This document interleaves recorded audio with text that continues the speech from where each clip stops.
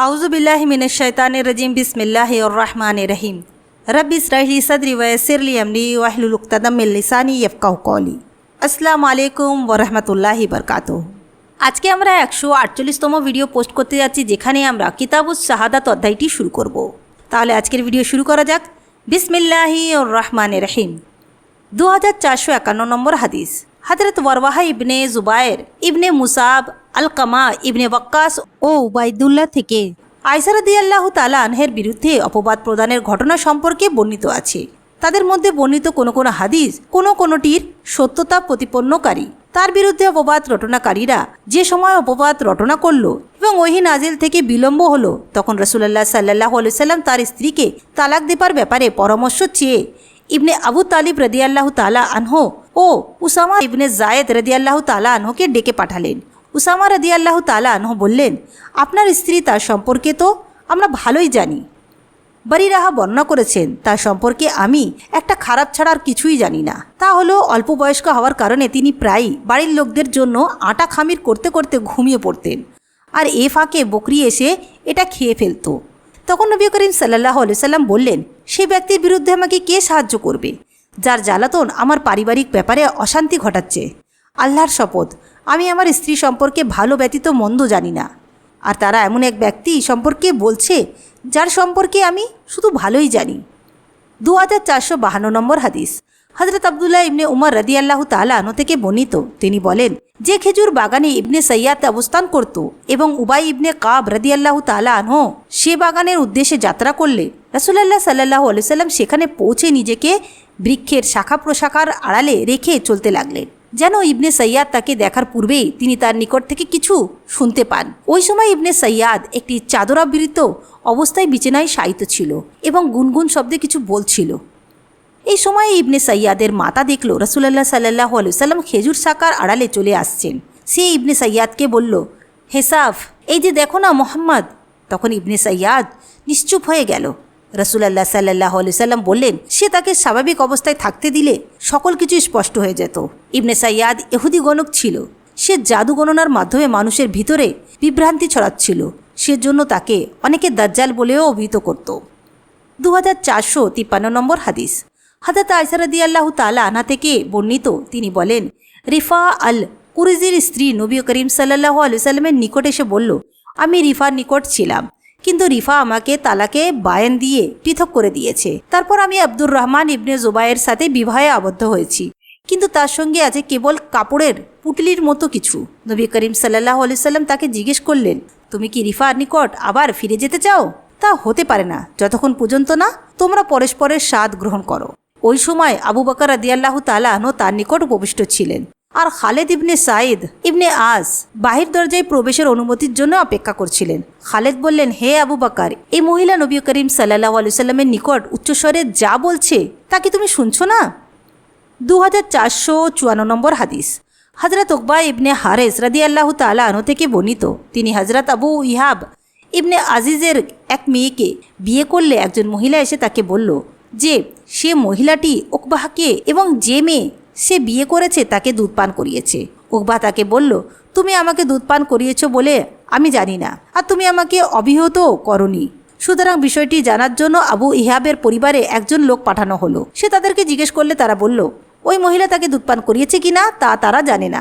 উকবা বাহানা রোপণে মদিনায় নবী করিম সাল্লাল্লাহু আলাইহি ওয়াসাল্লামের নিকট গিয়ে বিষয়টি জিজ্ঞেস করলে তিনি বললেন, এরূপ যখন বলা হয়েছে তখন এটা কি করে সম্ভব? সুতরাং উকবা তাকে তালাক দিলে সে অন্যত্র বিবাহ বসল। সত্যবাদী ও ন্যায়পরায়ণ সাক্ষ্যদাতা। 2455 নম্বর হাদিস। হযরত উমর ইবনে খাত্তাব রাদিয়াল্লাহু তাআলা আনহু থেকে বর্ণিত, তিনি বলেন, রাসূলুল্লাহ সাল্লাল্লাহু আলাইহি ওয়াসাল্লামের সময় লোকদেরকে ওহীর ভিত্তিতে পাকড়াও করা হতো, কিন্তু এখন তো ওহী বন্ধ হয়ে গেছে। তাই এখন আমরা তোমাদেরকে পাকড়াও করব তোমাদের প্রকাশ্য আমল ও কাজকর্ম বিচার করে। সুতরাং এখন যে প্রকাশ্য ভালো আমলের প্রমাণ দিতে পারবে তাকে আমরা নিরাপত্তা দেব এবং টেনে নেব। তার গোপন ও অপ্রকাশ্য বিষয়ে আমাদের কিছু করণীয় নেই। তার গোপনীয় ব্যাপারে হিসাব নিকাশ আল্লাহ তাআলাই নেবেন। আর যে ব্যক্তি মন্দ কাজের প্রমাণ দেবে আমরা তাকে নিরাপত্তা দেব না, কিংবা তাকে সত্যবাদী বলেও জানব না, যদিও সে বলে যে তার গোপন ও প্রকাশ্য দিকগুলো খুব ভালো। কারো সাফাই প্রমাণের ব্যাপারে কতজনের সাক্ষ্য গ্রহণযোগ্য? মুমিনরা আল্লাহর সাক্ষী। 2456 নম্বর হাদিস। হযরত আনাস রাদিয়াল্লাহু তাআলা আনহু থেকে বর্ণিত, তিনি বলেন, নবী করিম সাল্লাল্লাহু আলাইহি সাল্লামের পাশ দিয়ে একটি জানাজা নিয়ে যাওয়া হলো। সকলেই মৃত লোকটি সম্বন্ধে ভালো কথা বললে নবী করিম সাল্লাল্লাহু আলাইহি সাল্লাম বললেন, ওয়াজিব হয়ে গেল। পরে অপর একটি জানাজা পাশ দিয়ে চলে গেলে সকলেই তার সম্বন্ধে খারাপ কথা বলল অথবা ভালো কথা না বলে বিপরীত বলল। নবী করিম সাল্লাল্লাহু আলাইহি সাল্লাম বললেন, ওয়াজিব হয়ে গেল।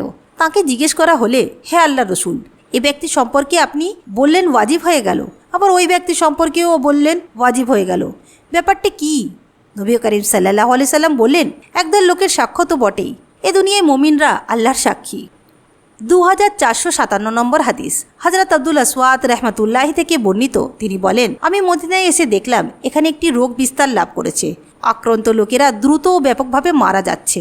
আমি উমর রাদিয়াল্লাহু তাআলা আনহুর নিকট উপবিষ্ট ছিলাম। এমন সময় এক ব্যক্তির জানাজা সেখান দিয়ে নিয়ে যাওয়া হলে তার প্রশংসা করা হলো। উমর রাদিয়াল্লাহু তাআলা আনহু বললেন, ওয়াজিব হয়ে গেল। তারপরও অন্য একটি লাশ নিয়ে যাওয়া হলে তারও প্রশংসা করা হলো। আবার তিনি বললেন, ওয়াজিব হয়ে গেল।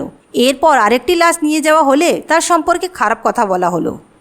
তিনি এবারও বললেন, ওয়াজিব হয়ে গেল। আমি জিজ্ঞেস করলাম, হে আমরুল মুমিনিন, কি ওয়াজিব হয়ে গেল? তিনি বললেন, নবী করিম সাল্লাল্লাহু আলাইহি সাল্লাম যেমন বলেছিলেন আমিও ঠিক তেমনই বললাম। কোনো মুসলমান সম্পর্কে যদি 4 জন লোক ভালো সাক্ষ্য দেয় তবে আল্লাহ তাকে বেহেশতে প্রবেশ করাবেন। আমরা বললাম, যদি 3 জন লোক সাক্ষ্য দান করে তবে? তিনি বললেন, 3 জন হলেও। আমরা বললাম, যদি 2 জন লোক সাক্ষ্য দান করে তবুও কি? তিনি বললেন, 2 জন হলেও। অতঃপর একজন সম্পর্কে আর আমরা তাকে কিছু জিজ্ঞেস করলাম না। 2458 নম্বর হাদিস। হযরত আয়েশা রাদিয়াল্লাহু তাআলা আনহা থেকে বর্ণিত, তিনি বলেন, আফলা আমার সামনে আসার জন্য অনুমতি চাইলে আমি তাকে অনুমতি দিলাম। এতে তিনি বলেন, আমার ব্যাপারে পর্দা করছো? আমি তো চাচা। আমি আয়েশা রাদিয়াল্লাহু তাআলা আনহা বললাম, কেমন করে আপনি আমার চাচা হন? তিনি বললেন, আমার ভাবি তোমাকে দুধ পান করিয়েছে।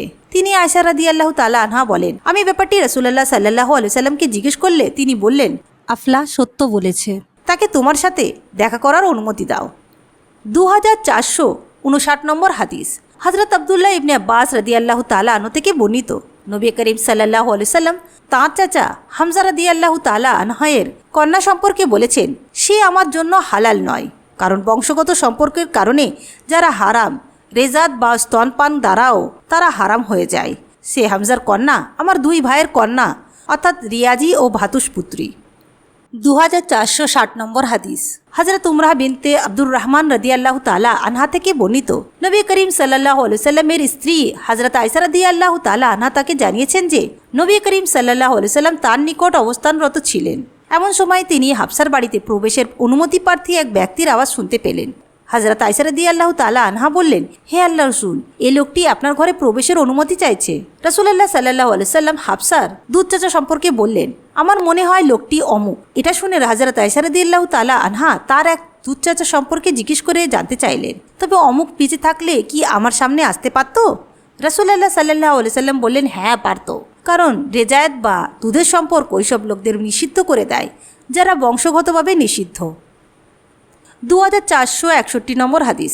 হযরত আয়েশা রাদিয়াল্লাহু তাআলা আনহা থেকে বর্ণিত, তিনি বলেন, নবী করিম সাল্লাল্লাহু আলাইহি সাল্লাম আমার নিকট আগমন করলেন। তখন আমার নিকট একজন লোক উপস্থিত ছিলেন। তিনি আমাকে জিজ্ঞেস করলেন, হে আয়েশা, এ ব্যক্তি কে?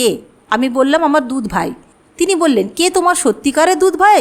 তার বিচার বিবেচনা করে নাও, কেননা দুধ সম্পর্ক শুধু ক্ষুধার্ত অবস্থায় শৈশবে দুধ পান করলেই স্থাপিত হয়। 2462 নম্বর হাদিস। হযরত ওয়ারওয়াহা ইবনে জুবায়ের রাদিয়াল্লাহু তাআলা আনহু থেকে বর্ণিত, ফাতাহ যুদ্ধকালে মক্কা বিজয়ের অভিযানকালে এক মহিলা চুরি করলে তাকে রাসূলুল্লাহ সাল্লাল্লাহু আলাইহি সাল্লামের নিকটে নিয়ে আসা হলো। তিনি হাত কাটার নির্দেশ দিলে তার হাত কেটে দেওয়া হলো। আয়েশা রাদিয়াল্লাহু তাআলা আনহা বলেছেন, তার তওবা উত্তম তওবার উপর প্রমাণিত হলো। সে বিবাহ বন্ধনে আবদ্ধ হলো এবং পরবর্তী সময়ে সে আমার বাড়িতে আসলে আমি তার প্রয়োজনগুলো রাসূলুল্লাহ সাল্লাল্লাহু আলাইহি সাল্লামের নিকট পেশ করতাম। 2463 নম্বর হাদিস। হযরত যায়েদ ইবনে খালেদ রাদিয়াল্লাহু তাআলা আনহু রাসূলুল্লাহ সাল্লাল্লাহু আলাইহি সাল্লাম থেকে বর্ণনা করেছেন, যে সকল অবিবাহিত লোক ব্যভিচার করেছে তিনি তাদেরকে 100 কোড়া এবং 1 বছরের জন্য দেশান্তরিত করার নির্দেশ দিয়েছেন। অন্যায়ের পক্ষে সাক্ষী মানলে সাক্ষ্য দেওয়া যাবে না। 2464 নম্বর হাদিস। নোমান ইবনে বশির রাদিয়াল্লাহু তাআলা আনহু থেকে বর্ণিত, তিনি বলেন, আমার মাতা আমার পিতাকে তার মালের কিছু অংশ আমাদের দান করতে বললে এক সময় আমার পিতা রাজি হয়ে গেলেন এবং আমাকে তা দান করলেন। কিন্তু আমার মাতা বললেন, যে পর্যন্ত না তুমি নবী করিম সাল্লাল্লাহু আলাইহি সাল্লামকে সাক্ষী করবে সে পর্যন্ত আমি সন্তুষ্ট নয়। তাই তিনি আমার হাত ধরে নবী করিম সাল্লাল্লাহু আলাইহি সাল্লামের নিকট নিয়ে গেলেন। ওই সময় আমি যুবক ছিলাম। তিনি বললেন, এর মাতা রওহার কন্যা, এর জন্য আমাকে কিছু দান করতে বলেছে। তিনি জিজ্ঞেস করলেন, এছাড়াও তোমার কোনো সন্তান সন্ততি আছে কি? তিনি বললেন, হ্যাঁ আছে। নোমান বলেন, আমার স্মরণ আছে। তিনি বললেন, আমাকে অন্যায়ের পক্ষে সাক্ষী করো না। আবু হারিস সাবি থেকে বর্ণনা করেছেন, নবী করিম সাল্লাল্লাহু আলাইহি সাল্লাম বললেন, আমি অন্যায়ের পক্ষে সাক্ষী হতে পারি না। 2465 নম্বর হাদিস। হযরত ইমরান ইবনে হুসাইন রাদিয়াল্লাহু তাআলা আনহু থেকে বর্ণিত, তিনি বলেন, নবী করিম সাল্লাল্লাহু আলাইহি সাল্লাম বলেছেন, আমার যুগের লোক আমাদের মধ্যে উত্তম, এরপরে এ যুগের পরবর্তী যুগের লোকেরা। ইমরান রাদিয়াল্লাহু তাআলা আনহু বলেন, জানি না নবী করিম সাল্লাল্লাহু আলাইহি সাল্লাম দুটি যুগ কি তিনটি যুগের কথা বলার পর পরবর্তী কথা উল্লেখ করেছেন। নবী করিম সাল্লাল্লাহু আলাইহি সাল্লাম বলেছেন, তোমাদের পরে মানব গোষ্ঠী হবে যারা খায়ানাত করবে, তাদের মধ্যে আমানতদারি থাকবে না। তারা সাক্ষ্য দান করবে অথচ তাদের সাক্ষ্য চাওয়া হবে না, বা মানত করবে কিন্তু তা পূরণ করবে না, আর তাদের মধ্যে মেদবহুল লোক দেখা যাবে। 2466 নম্বর হাদিস। হযরত আব্দুল্লাহ ইবনে মাসউদ রাদিয়াল্লাহু তাআলা আনহু থেকে বর্ণিত, নবী করিম সাল্লাল্লাহু আলাইহি সাল্লাম বলেছেন, আমার যুগের লোক উত্তম লোক, অতঃপর এমন লোক হবে যারা কসমের পূর্বে সাক্ষ্য দেবে এবং সাক্ষ্যের পূর্বে কসম করবে। ইব্রাহিম নাখি বলেছেন, সাক্ষ্য ও শপথ একসাথে করলে আমাদেরকে প্রহার করা হতো। মিথ্যা সাক্ষ্য দান করা বা সাক্ষ্য গোপন করা। 2467 নম্বর হাদিস। হযরত আনাস রাদিয়াল্লাহু তাআলা আনহু থেকে বর্ণিত, নবী করিম সাল্লাল্লাহু আলাইহি সাল্লামকে কবিরা গুনাহ সম্পর্কে প্রশ্ন করা হলে তিনি বললেন, কবিরা গুনাহ হলো আল্লাহর সাথে শরিক করা, মাতা পিতাকে কষ্ট দেওয়া বা তাদের অবাধ্য হওয়া, বা কাউকে হত্যা করা এবং মিথ্যা সাক্ষ্য দান করা। 2468 নম্বর হাদিস। হযরত আব্দুর রহমান ইবনে আবু বকরাহ রাদিয়াল্লাহু তাআলা আনহু থেকে বর্ণিত, তার পিতার সূত্রে তিনি বলেন, একদা নবী করিম সাল্লাল্লাহু আলাইহি সাল্লাম 3 বার বললেন, আমি তোমাদেরকে অভিহিত করব না? কবিরা গুনাহগুলোর মধ্যে সর্বাপেক্ষা বড় গুনাহ কোনটি? সকলেই বললে, হ্যাঁ হে আল্লাহর রসুল। তিনি বলেন, সর্বাপেক্ষা বড় কবিরা গুনাহ হলো আল্লাহর সাথে শরিক করা ও মাতা পিতাকে কষ্ট দেয়া। তিনি হেলান দেয়া অবস্থায় ছিলেন। এই কথাগুলো বলে তিনি সোজা হয়ে বসলেন এবং বললেন, সাবধান, জেনে রাখো, মিথ্যা সাক্ষ্য দেয়া। তিনি এই কথাটি বারবার বলতে থাকলেন। আমরা তখন মনে মনে বললাম, আহা, তিনি যদি নীরব থাকেন। মসজিদে কোরআন তেলাওয়াত। 2469 নম্বর হাদিস। হযরত আয়েশা রাদিয়াল্লাহু তাআলা আনহা থেকে বর্ণিত, তিনি বলেন, নবী করিম সাল্লাল্লাহু আলাইহি সাল্লাম এক ব্যক্তিকে মসজিদে কোরআন তেলাওয়াত করতে শুনে বললেন, আল্লাহ তার উপর রহমত নাজিল করুন। সে আমাকে অমুক অমুক সূরার অমুক অমুক আয়াত স্মরণ করিয়ে দিয়েছে, যা আমি ভুলে গিয়েছিলাম। আয়েশা রাদিয়াল্লাহু তাআলা আনহা থেকে আব্বাদ ইবনে আবদুল্লাহর বর্ণনায় আরও আছে যে, নবী করিম সাল্লাল্লাহু আলাইহি সাল্লাম এক রাতে আমার গৃহে তাহাজ্জুদ নামাজ আদায়কালে আব্বাদের কণ্ঠস্বর শুনতে পেলেন। সে মসজিদে নামাজ পড়ছিল। তিনি জিজ্ঞেস করলেন, আয়েশা, কি আব্বাদের কণ্ঠস্বর? আমি বললাম, হ্যাঁ। তিনি বললেন, হে আল্লাহ, তুমি আব্বাদের প্রতি অনুগ্রহ করো। 2470 নম্বর হাদিস। হযরত আব্দুল্লাহ ইবনে উমর রাদিয়াল্লাহু তাআলা আনহু থেকে বর্ণিত, নবী করিম সাল্লাল্লাহু আলাইহি ওয়াসাল্লাম বলেছেন, বেলাল তো রাত থাকতেই আজান দিয়ে থাকে, সুতরাং আব্দুল্লাহ ইবনে উম্মে মাকতুম আজান না দেওয়া পর্যন্ত তোমরা পানাহার করতে থাকো। অথবা বলেছে, যতক্ষণ না ইবনে মাকতুমের আজান শুনতে পাও। ইবনে মাকতুম ছিলেন একজন অন্ধ লোক। লোকেরা যতক্ষণ তাকে না বলতো যে সকাল হয়েছে ততক্ষণ আজান দিতেন না। 2471 নম্বর হাদিস। মিসওয়ার ইবনে মাখরামা রাদিয়াল্লাহু তাআলা আনহু থেকে বর্ণিত, তিনি বলেন, নবী করিম সাল্লাল্লাহু আলাইহি সাল্লামের নিকট কিছু রেশমি কাবা আসলে আমার পিতা মাখরামা বললেন, আমার সাথে নবী করিম সাল্লাল্লাহু আলাইহি সাল্লামের নিকট চলো, তিনি হয়তো ওগুলোর একটি আমাদেরকে দিতে পারেন। আমার পিতা নবী করিম সাল্লাল্লাহু আলাইহি সাল্লামের বাড়ির দরজায় দাঁড়িয়ে কথাবার্তা বলতে থাকলে তিনি কণ্ঠস্বরে তাকে চিনতে পারলেন। সুতরাং নবী করিম সাল্লাল্লাহু আলাইহি সাল্লাম একটি কাবা হাতে নিয়ে বের হয়ে আসলেন এবং তাকে ওটার উৎকৃষ্টতা দেখিয়ে বললেন, আমি এটা তোমার জন্য লুকিয়ে রেখেছিলাম, আমি এটা তোমার জন্য পৃথক করে রেখেছিলাম। 2472 নম্বর হাদিস। আবু সাঈদ খুদরি রাদিয়াল্লাহু তাআলা আনহু থেকে বর্ণিত, নবী করিম সাল্লাল্লাহু আলাইহি সাল্লামের এক সময় স্ত্রী লোকদেরকে বলেছেন, স্ত্রী লোকদের সাক্ষ্য কি পুরুষের সাক্ষ্যের অর্ধেক নয়? স্ত্রী লোকেরা সকলেই বলল, হ্যাঁ। তখন তিনি বললেন, এ তার অর্থাৎ স্ত্রী লোকের জ্ঞান বুদ্ধির অপূর্ণতার কারণেই। 2473 নম্বর হাদিস। হযরত উকবা ইবনে হারেস রাদিয়াল্লাহু তাআলা আনহু থেকে বর্ণিত, তিনি আবু ইয়াহাবের কন্যা উম্মে ইয়াহিয়াকে বিবাহ করলে একজন কালো কৃতদাসী এসে বলল, আমি তোমাদের উভয়কে দুধ পান করিয়েছি। উকবা বলেন, আমি এই ঘটনা নবী করিম সাল্লাল্লাহু আলাইহি সাল্লামকে বললে তিনি মুখ ফিরিয়ে নিলেন। উকবা বলেন, আমি অন্যদিকে দিয়ে তার সামনে গিয়ে আবার ওই ব্যাপারটি বর্ণনা করলাম। তিনি বললেন, কি করে তা হতে পারে? অর্থাৎ এমত অবস্থায় তুমি কি করে তাকে বিবাহ করতে পারো যখন সে কৃতদাসী বলছে যে সে তোমাদের উভয়কে দুধ পান করিয়েছে? তাই নবী করিম সাল্লাল্লাহু আলাইহি সাল্লাম তাকে অর্থাৎ উম্মে ইয়াহিয়াকে স্ত্রী হিসাবে রাখতে নিষেধ করে দিলেন। তো আজকে আমরা 148তম ভিডিও পোস্ট করলাম, যেখানে আমরা কিতাবুস শাহাদাত অধ্যায়টি শুরু করলাম। ইনশাআল্লাহ নেক্সট ভিডিওতে আমরা এই অধ্যায়টিকে কন্টিনিউ করব।